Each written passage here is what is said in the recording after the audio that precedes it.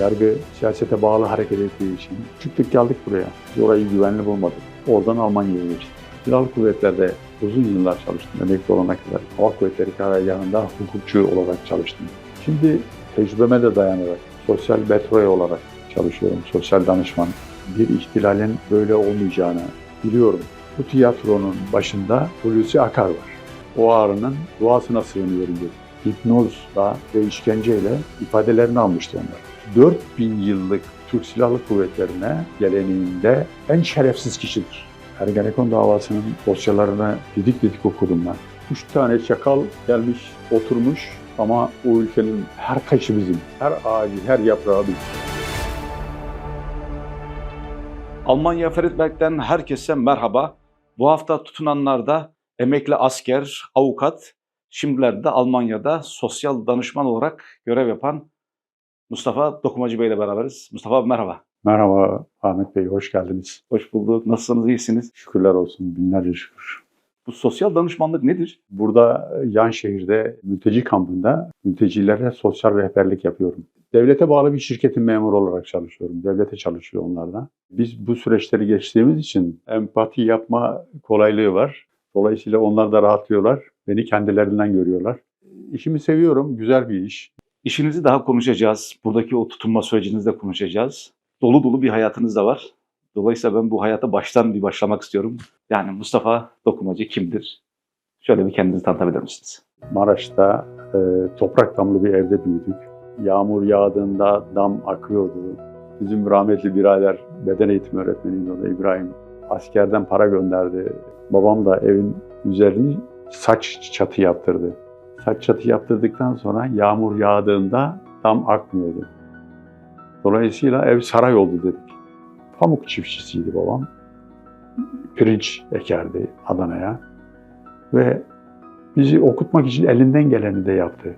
Anam rahmetli elinden Kur'an'ı düşürmezdi. 4 odalı bir ev. 8 kardeştik. Kimsenin kendi yatağı yoktu. Anamız rahmetli erken kalkıp da sobayı yaktığında mutlu olurduk. Böyle elimizi dışarı çıkarırdık. Hava sıcak mı soğuk mu diye. Eğer soba yanıyorsa mutlu olurduk. Böyle bir yaşamın üzerinde bir şey düşünmeyin, bir şey hayal etmeyin diye. Atatürk'ün güzel bir sözü var. Der ki, yüksel ey Türk senin için yükselmenin hududu yoktur diyor. Biz milliyetçi bir ortamda büyüdük Maraş'ta. Dolayısıyla milliyetçi söylemler de bizim için rehber olmuştu o zamanlar. Biz 12 Eylül çocuğuyuz. 12 Eylül'den önce bitirdim ben liseyi. Sağ sol olayları kocaman bir 12 Eylül projesidir. 12 Eylül'ü getiren projedir. Abim üniversiteye gittiğinde yanındaki arkadaşı vurmuşlardı. Sağ sol olaylarından dolayı. Rahatsız oldu, hastalandı. Okulu bıraktı geldi Maraş'a. Biz de o zaman lise çocuğuyuz. Sen yükselmek istiyorsun, yeni şeyler yapmak istiyorsun ama okutmuyorlar seni. Üniversiteye gidemiyorsun. O zaman kendi kendime dedim ben. Gidersin asker olursun. Ondan sonra gidersin üniversite okursun. Liseden beri spor yapıyorum ben. Maraton koştum.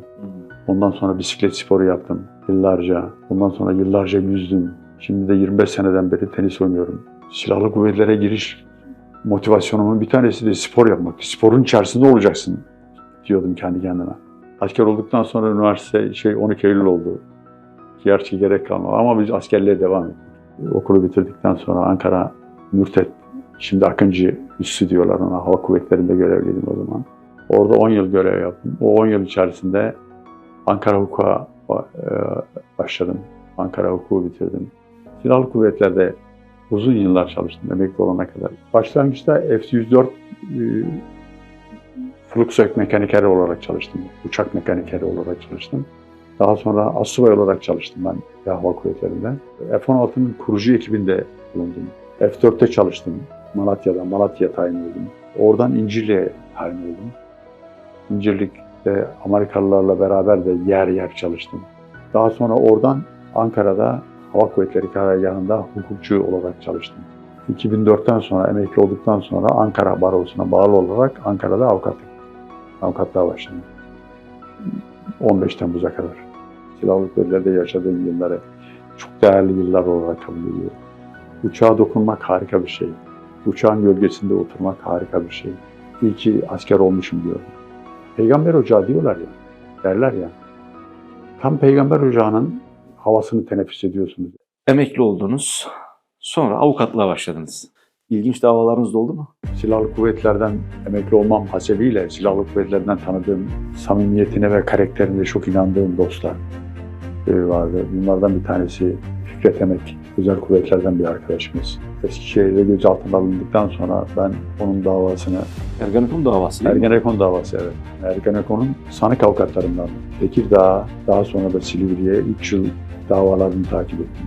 Soner Yalçın kendi kitabını almıştı oradaki savunmamızı. Çok ilginç buluyorlar zaten yani. Yani sen diyorlar buradasın, niye oradasın diyorlar. Ergenekon davasının dosyalarını didik didik okudum ben. Ergenekon davasının bir proje olduğu söylendi. Ama objektif yargılamada onun içerisinde bir sürü delil var, bir sürü ifade var ve bir sürü suç var yani. Siz savunmanızda ne dediniz peki? Savunmamızda sadece Fikret Emek'in diğer sanıklarla bir irtibatının olmadığını ifade ettim. Baktığımız çok dava var da bunların 2 tanesi kırmızı dosya diyorum ben. Kırmızı dosyanın bir tanesi de Kayseri davası. Hava Kuvvetleri Savcısı Ahmet Zeki Uçok Kayseri'ye giderek Kayseri'de 3 tane bekar astsubayla ilgili soruşturma başlatmıştı. Ve onları gözaltında tutarak ve avukatlarıyla görüştürmeyerek, avukatları bendim ve yakınlarıyla, annesiyle babasıyla da görüştürmeyerek hipnozla ve işkenceyle ifadelerini almıştı onlar. Hatta bunu yapan Gürol Doğan, emekli yarbay, bunu açıkça ikrar etmişti ve dava dosyasında da bu ifadelerin tamamı var. Hipnoz uzmanı Gürol Doğan. Kayseri'ye gittik, savcı Ahmet Zeki Uçok gözaltındaki astsubaylarla beni gene görüştürmedi. Halbuki avukatlık kanununa ve yasalara aykırı bu. Artık çaresiz olarak medyaya duyurdum bunu. O zaman zaten Türkiye ayağa kalktı. Tüm medya beni haklı buldu. Daha sonra Hava Kuvvetleri dava açtı. Bir evrağı tahrif edip o birlik komutanı ile ilgili yanlış beyanda bulunmak suçundan gözaltına alındı. Onu yapanların bizim müvekkiller olduğu varsayılarak soruşturma açılmış. İş tamamen proje, kumpas. Hakikat ortaya çıkınca müvekkiller hem Hava Kuvvetleri Mahkemesi'nden beraat ettiler hem de Ahmet Zeki Uçok ve Gürol Doğan Kayseri Mahkemesi'nde ceza aldılar işkence yapmak suçundan. Bir emekli asker olarak 15 Temmuz'u nasıl görüyorsunuz? 15 Temmuz olduğu gece ben Ankara'daydım ve evimdeydim. Bir ihtilalin böyle olmayacağını biliyorum. 12 Eylül'ü incelediğinizde görürsünüz. Her 100 metreye bir tane asker dışarıdaki şehirler. Medya kontrol altına alınmıştı. Enerji merkezleri kontrol altına alınmıştı. Haber merkezleri kontrol altına alınmıştı. Harekat merkezleri kontrol altına alınmıştı 12 Eylül'de. Şimdi burada başından sonuna bir tiyatro olduğunu görüyorum. Bu tiyatronun başında Hulusi Akar var. Hulusi Akar hangi ekibi nasıl yönlendirdi, hangi ekibi nasıl ofsayta düşürdü bilemiyorum. Bunun hepsi ortaya çıkacaktır. Ve inşallah ben yaşamım içerisinde bu kişinin yargılandığını görürüm. Göç hikayeniz nasıl oldu? En son Abant platformuna katılmıştım ben. Orada bizim karşımızda oturan bir Ermeni yazar, şimdi adını hatırlamıyorum. Yazar diyordu ki, siz diyordu konuşuyorsunuz demokrasiyle ilgili, Türkiye'nin demokratik yapısıyla ilgili. Biz diyordu bir araya geldiğimizde ne konuşuruz biliyor musunuz diyordu. Sen hangi kafiledesin, nasıl göç hikayen var, Ermeni kafileleri, o sürgün edilen kafileler diye biz birbirimize anlatıyoruz bir araya geldiğimizde. Bunu siz anlayamazsınız diyor. Şimdi biz bugün ya biz Türkiye'yi çok seviyoruz. Bir araya geldiğimizde göç hikayesi anlatıyoruz birbirimize. Bizim sadece yüreğimiz orada değil, her şeyimiz orada. Bu ülke bizim. 3 tane çakal gelmiş, oturmuş ama bu ülkenin her taşı bizim. Her ağacı, her yaprağı bizim. Bu ülke için biz her şeyimizi veririz. Onun için buradayız. Namussuz bir siyasi sistem, namussuz bir yargı sisteminden dolayı buradayız. 15 Temmuz'dan hemen sonra ben rahatım yani bir suç işlememişim ki. Bir gün sonra İstanbul'daki avukatlara operasyon yapıldı. Yüzlerce avukat tutuklandı. Kapıda zil çalsa polis geldi diyoruz. Öyle bir gerilim hali yaşıyoruz. Birader var Ankara'da. Ondan sonra bizim hanım dediler ki sen biliniyorsun. Zülfiyar'e dokunduğun dosyalar var. Dava dosyaları var. Çıksan iyi olur dediler. Bende de yeşil pasaport var emekli olduğumdan dolayı. Bizim birader var Bosna'da. Onunla konuştum. Abi gel dedi. Bir dedi 10 gün 15 gün dedi kal. Ondan sonra bir sakin kafayla bir düşünürüz. Oğlum da Amerika'ya gidecekti. Bileti o gündü. 22 Temmuz. 22 Temmuz'da onu gönderdim. O hal ilan edilmişti 22 Temmuz'da da. O hal ilan edildiği gün ben de İstanbul Havalanı'ndayım. 2 tane polis geldi. Alıkoydular orada. Şunu düşündüm orada. Dedim, ya Rabbi dedim. Senin muradın buysa burada kalırız. Muradın başkaysa biz dedim bunların eline bırakma. Hani bir menkıbe vardır ya. 3 tane veli zat mağaranın içerisinde dururken bir kaya düşüyor. Herkes Allah'ın hoşuna gidecek bir şeye dayanarak dua ediyor orada. O olaydan bir hafta önce de ben büroda otururken bir arı girmişti odaya. Dolaştı çıkamıyor. Yarım saat uğraştım arıyı zarar vermeden çıkarmak için. Dedim ki ya Rabbi dedim, ben de dedim o arının duasına sığınıyorum dedim. 3 saat orada tuttular. Ondan sonra getirdi polisi bir tanesi dedi, al dedi gidebilirsin dedi. 3 ay kadar Bosna'da kaldık. Biz orayı güvenli bulmadık. Yeşil pasaportumuz da vardı. Oradan Almanya'ya geçtik. Hayrın, şerrin, adaletin, zamanın sahibi Allah. Allah bizi bir muradına binaen buralara atadı. Kalktık geldik. Ama yaşıyoruz. Hayat devam ediyor. Zaman onlar için de işliyor, bizim için de işliyor. Ama zamanın sonunda ne olur bilmiyoruz. Sadece ona sığınıyoruz. Buraya geldikten sonra eşime ve oğlum Yusuf 7 yaşındaydı o zaman. Siz dedim çıkın gelin dedim. Meriç'ten geçin dedim gelin. Meriç'ten geçtiklerinde ben onları Meriç'in bu tarafında karşıladım. Selanik'ten bir araba kiraladım. Arabanın içerisinde 4 saat, 5 saat bekledim. Arabanın içerisinde beklerken 2 defa 19 tane Fetih Suresi okudum. Ben bu işin bu kadar kolay olmasını o Fetih Suresinin rahmetine bağlıyorum. Bir gece önce Meriç'ten geçti çocuklar. Bir gece sonra uçaktaydık. Sonra geldik Almanya'ya, başvurduk mülteci olarak. Mülteci süreci de kolay değil. Kabul etmeniz lazım, realiteyi kabul etmeniz lazım. Bir dibe bir vuruyorsunuz. Yani hiçlik diyorlar ya, hiçliği buram buram hissediyorsunuz. Yani. Bizim çok sivri yönlerimiz varmış. Allah onların hepsini törpületmek istiyor. Yoksa entegre olamazsınız. Haym süreci de, kamp süreci de bir fırsat diye düşünüyorum. O öyle törpüleniyorsunuz ki böyle bir başka kişi olarak çıkıyorsunuz. Hicretin de Allah'ın bir lütfu olarak düşünüyorum.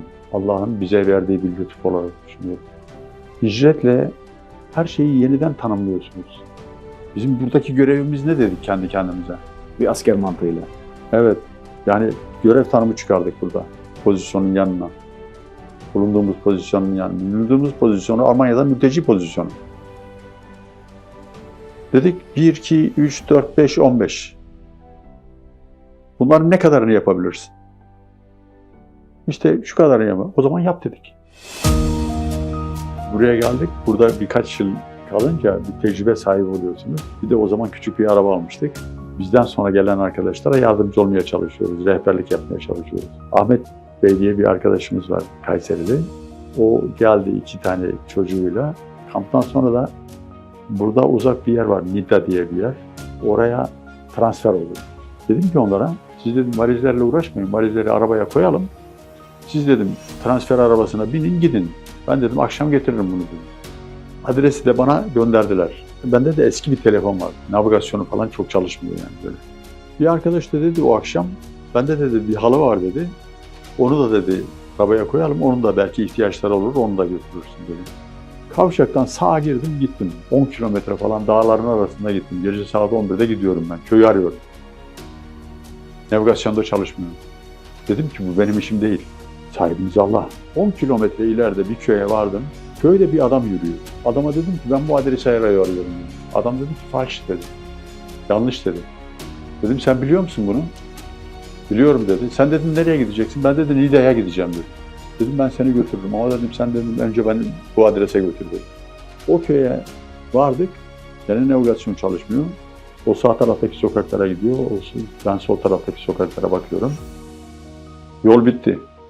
Bu eşyaları dedim vermek zorundayız. Şurada dedim bu ışık yanıyor dedim. Ona dedim ben soracağım. Gece saat 11'de bir adamla karşılaşıyorsunuz. Dağların arasındaki bir köyde. O sizi o köye getiriyor. Gittim o ışık yanan kapıyı çaldım. Ahmet Bey çıktı. Hiç sahipsiz değiliz.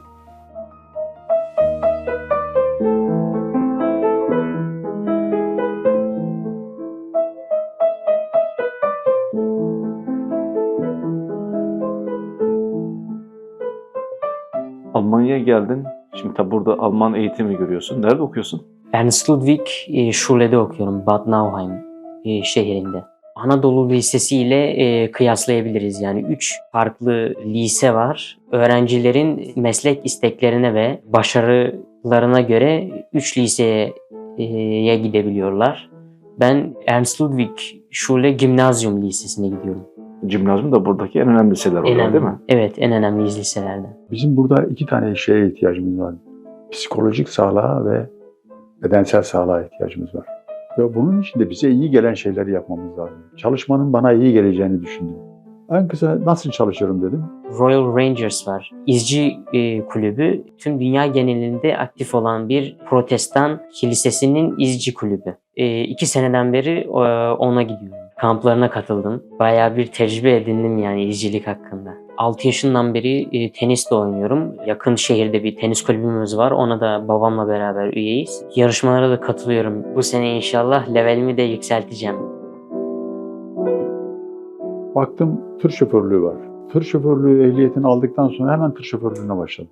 4-5 yıl Almanya genelinde tır şoförlüğü yaptım. İnsanlarla çalışmanın daha iyi olacağını düşünerek ben tır şoförlüğüne devam etmek istemedim. Şimdi işte tecrübeme de dayanarak bir işe başladım. 6 aydan beri o işteyim. Sosyal betroi olarak çalışıyorum. Sosyal danışman, sosyal rehber de denebilir olarak çalışıyorum.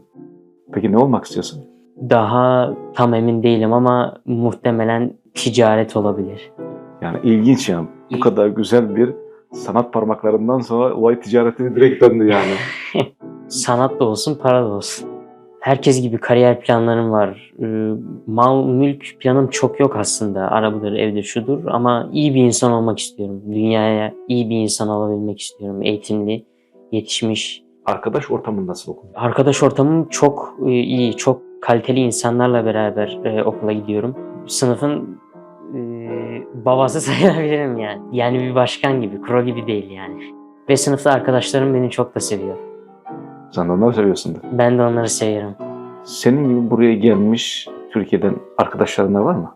Var, evet. Her hafta buluşuyoruz arkadaşlarımla beraber. Evimize yakın bir derneğimiz var. Orada arkadaşlarımla beraber buluşuyoruz. Mutlu musun Almanya'da? Mutluyum elhamdülillah. Her şey yolunda.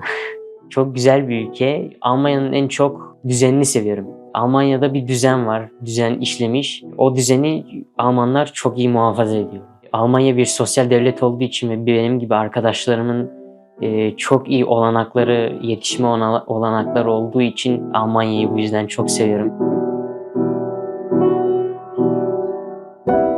Herkese soruyorum, size de sormuş olayım. Herkesin görebileceği bir yere bir şey yazmak isteseydiniz ne yazardınız? La ilahe illallah Muhammed Resulullah demek istedim. Memleketi özlüyor musunuz? Buraları çok sevdik biz. Yani, sanki burada 40 yıldan beri burada doğmuşuz, burada yaşamışız. Bu sokaklarda büyümüşüz. Hissini veriyor Allah. Almanya nasıl diye soruyorlar bana Türkiye'den arkadaşlardan. Nasıl biliyor musunuz diyorum. Sabahın erken saatlerinde karanlıkta, gecenin geç saatlerinde karanlıkta bir kadın tek başına tarla yollarında veya orman yollarında köpeğini gezdirebiliyor diyor. Darül emin bir ülke. Türkiye'yi özlüyorum tabii ki. Orası bizim ülkemiz. Ama Türkiye'nin dışında da kocaman bir dünya var. Ve bu dünyada çok güzel şeyler var. Çok güzel insanlar var. Ve o insanlar inanın bekliyor yani. Kendi dünyalar, kendi konfor alanlarının dışına çıksınlar. İsteklerinizin büyüklüğü kadar Allah katında önemlisiniz diyor bir dua kitabında. Dolayısıyla onun hazinesi sonsuz. Hayalleri kurunca sonucun sahibi Allah'tır. Hayal kursunlar, kararlı olsunlar ve disiplinlerini muhafaza etsinler. Tecrübelerinizden gerçekten çok istifade ettiğim bir sohbet oldu. Ama sonuna da gelmiş olduk. Son olarak ne demek istersiniz? Allah razı olsun. Allah bizi muradına memur eylesin. Bizi bir murada binaen buralara tayin etti. Bu murada memur olarak da buralarda tutsun ve devam ettirsin.